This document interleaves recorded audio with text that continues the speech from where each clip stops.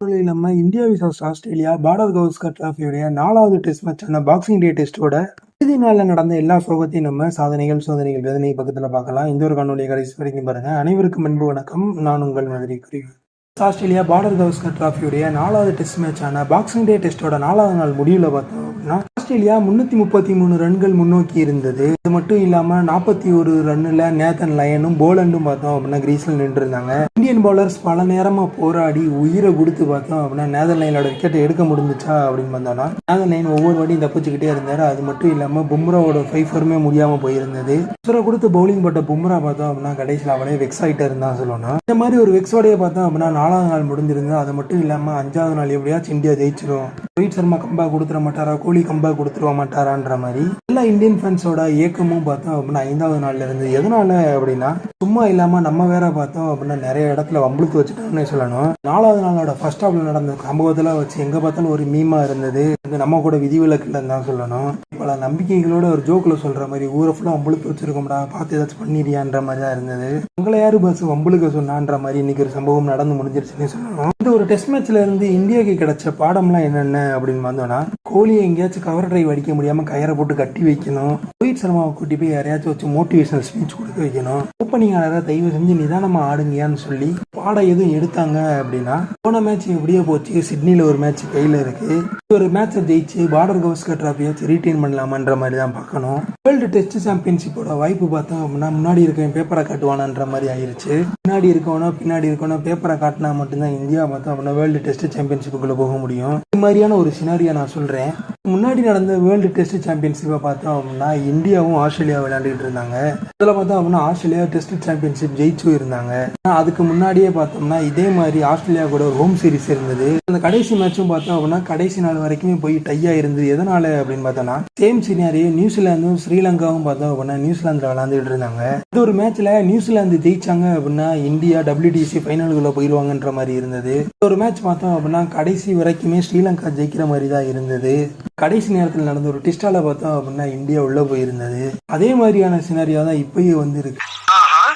அடுத்து பார்த்தோம் அப்படின்னா ஆஸ்திரேலியாவும் ஸ்ரீலங்கா விளையாட போறாங்க. ஸ்ரீலங்கால இந்த ஒரு சீரீஸை ஆஸ்திரேலியாவை 2-0 ஒயிட் வாஷ் பண்ணாங்க அப்படின்னா நம்மளும் வெள்ளை சொக்காயை போட்டுக்கிட்டு WTCP ஆடலாம். இல்லைன்னா ஸ்ரீலங்காரங்க இந்த வருஷம் இல்லை நாங்கள் அடுத்த வருஷம் வெளியே அடிச்சுக்கிறோம் அப்படின்ற மாதிரி இருந்தாங்க அப்படின்னா இந்தியன் டீமும் பார்த்தோம் அப்படின்னா ஆக வேண்டிய காரியங்கள்லாம் பண்ணி முடிச்சு யார் யாரெல்லாம் கழுவி ஊற்றணுமோ யாரும் கடையில் சாத்தாமோ அது மாதிரிலாம் சாத்தி அனுப்பி வச்சிருவாங்கன்னு தான் நினைக்கிறேன். நான் இருக்கிற ஒரு மேட்சும் நம்மளுக்கு கை கொடுக்குமா? இது எப்படி கை கொடுக்கும்? இது கையை விட கிழிக்கும்.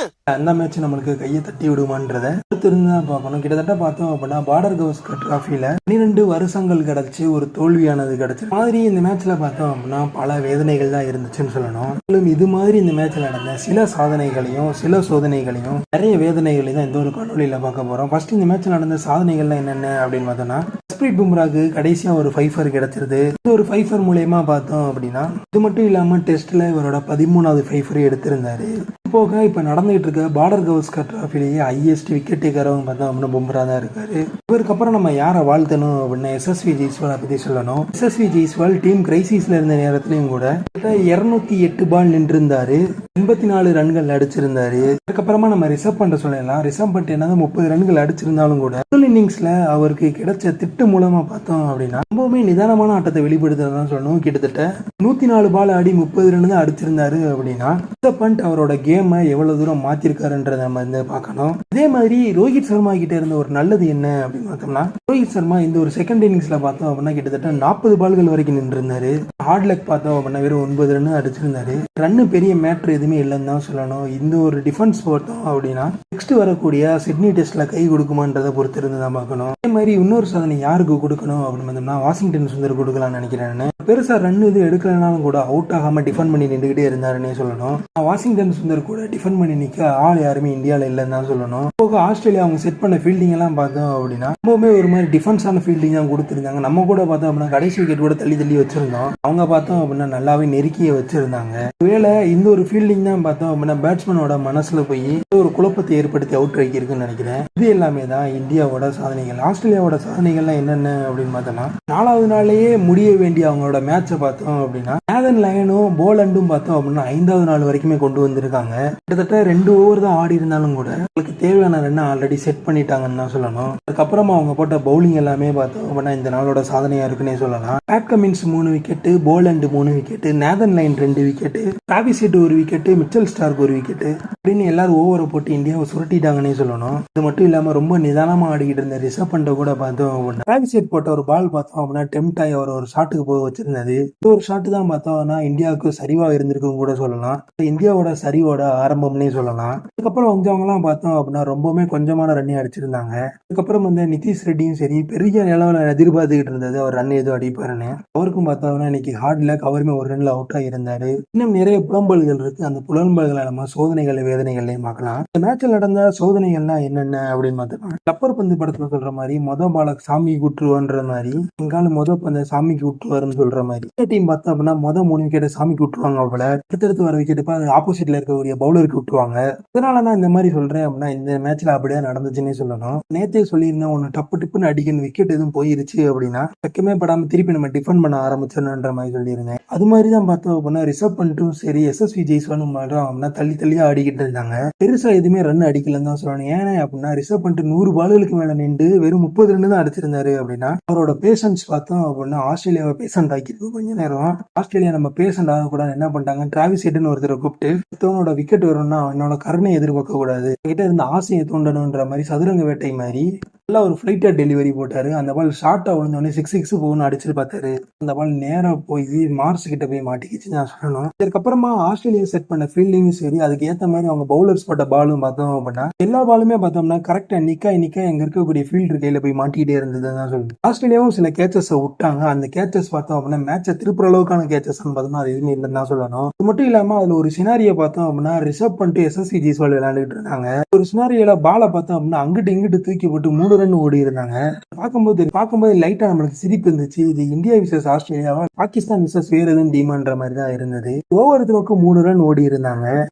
முன்னாடி வரைக்கும் 33க்கு 3 இருந்த இடத்துல இருந்து 70 வரைக்குமே கொண்டு வந்திருந்தாங்க. விக்கெட் எதுவும் போயிருந்தாம இந்த லஞ்ச் முடிஞ்சதுக்கு அப்புறமே பார்த்தோம் அப்படின்னா இந்தியாவுக்கு கெட்ட கால ஆரம்பிச்சிருச்சுன்னே சொல்லணும். உண்டமயக்கும் தொண்டருக்கும் உண்டு, இந்த மேட்ச்ல ஆஸ்திரேலியாவுக்கு வெற்றி உண்டுன்ற மாதிரி ஆகிருச்சு அந்த ஒரு செஷனே. ஒரு சமயத்துல யாருக்கு ரொம்ப கவலைப்பட வேண்டியதா இருந்தது அப்படின்னு பார்த்தோம்னா வேற யாரும் கிடையாது, விராட் கோலி தான். விராட் கோலி ஃபர்ஸ்ட் இன்னிங்ஸ் அடிப்பாரு பரவாயில்ல, அவர் அக்ரஸனோட செகண்ட் இன்னிங்ஸ் அடிப்பாரு பார்த்துட்டு இருந்த வேலையா அடிக்காம விட்டாரா அப்படின்னு கேட்டோம்னா அதெல்லாம் குறையே சொல்ல முடியாது. விராட் கோலி கரெக்டா தான் டிரைவுக்கு போறாரு. என்ன பாலு தான் தெரியாம அவர் பேட்ல விட்டு கேட்ச் போயிருது.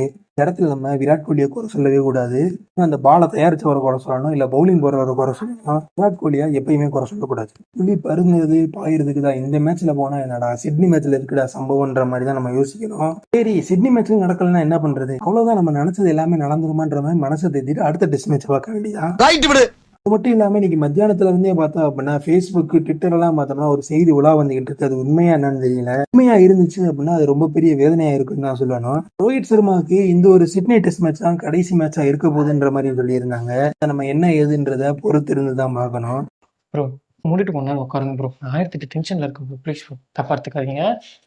அது மட்டும் இல்லாம இந்த வருஷத்தோட ஆரம்பத்துல பார்த்தோம் அப்படின்னா ஆப்கானிஸ்தானுக்கு எதிரான ஒரு 2020 இந்தியா சூப்பர் ஓவர்ல ஜெயிச்சு இந்த வருஷத்துக்கு ஒரு டோன் செட் பண்ணியிருந்தாங்க. அது மட்டும் இல்லாம இந்த வருஷத்துலயே பார்த்தோம் நம்ம T20 கப்பும் ஜெயிச்சிருந்தோம். இந்தியன்ஸ் சந்தோஷமா இருந்தது அந்த ஒரு T20 கப்பு மட்டும்தான். அதற்கப்புறமா வந்த டெஸ்ட் மேட்ச்கள்ல ஆரம்பத்துல பங்களாதேஷ் கூட நிறைய சொதப்பல்கள் இருந்தாலும் கூட அங்கங்க மேனேஜ் பண்ணி நம்ம கொண்டு வந்துட்டோம். இந்த ஒரு நியூசிலாந்து சீரீஸ்ல ஆரம்பிச்ச தலைவலி பார்த்தோம் அப்படின்னா border Gavaskar trophy 4th test match வரைக்கும் கொண்டு வந்து விட்டுருச்சுன்னு சொல்லணும். லாஸ்டா இந்தியா இந்த இயரோட லாஸ்ட் டெஸ்ட் மேட்சை பார்த்தோம் அப்படின்னா லாஸ்ட் ஓவர முடிச்சிருக்காங்கன்னு சொல்லணும். பார்க்கலாம் 2025 ஆச்சு இந்தியன் கிரிக்கெட் டீமுக்கு ஏதாச்சும் நல்லதா அமையுதானே. இது எல்லாமே தான் இந்த மேட்சோட சோதனைகள். இந்த மேட்சோட வேதனைகள்லாம் என்னென்ன அப்படின்னு பார்த்தோம்னா சின்ன பையனெல்லாம் விட்டு அடிக்க விடுறாண்டா மச்சான்ற மாதிரி தான் இருந்தது. நம்மளுமே நேற்று நம்ம மீம் செக்ஷன்ல பார்த்தோம் அப்படின்னா ஸ்பாட்டன்ஸ் மீம் போட்டிருந்தோம், வார் ஃபார் த க்ளோரின்ற மாதிரி.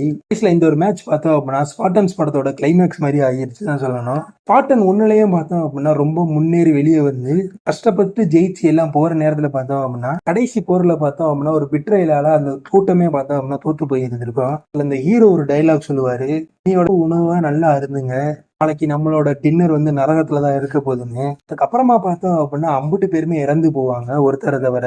ஒருத்தர் போய் தான் நாட்டு மக்கள்கிட்ட சொல்லி இன்னொரு படம் திரத்தி 2வது படத்தை எடுத்திருப்பாங்க. அது மாதிரிதான் இந்தியா வெற்றி இல்லையில் வீர மரணம்னு சொல்லுவாங்க. அதே மாதிரிதான் பார்த்தோம் அப்படின்னா போராடி இழந்திருக்காங்கன்னு தான் சொல்லணும். இந்த ஒரு மேட்ச்ல ரொம்பவுமே கடுமையா உடைச்சது யாரு அப்படின்னு பார்த்தோம்னா பேட்டிங்ல எஸ்எஸ்வி ஜெய்ஸ்வால் ரிசர்வ் பண்ணிட்டு பார்த்தோம் அப்படின்னா டஃப் ஃபைட் கொடுத்திருந்தாங்க ஆரம்பத்துல. இப்படி எஸ்எஸ்வி ஜெய்ஸ்வாலும் ஜஸ்பிரீத் பும்ராவும் இவ்வளவு தூரம் டஃப் ஃபைட் கொடுக்க காரணமா இருந்தது யாரு அப்படின்னு பார்த்தோம்னா வேற யாரும் கிடையாது, பும்ரா பார்த்தோம் அப்படின்னா ஒவ்வொரு விக்கெட் விழுந்ததுக்கு அப்புறமாவே ரொம்பவுமே அப்செட்டா இருந்தாருன்னு சொல்லணும்.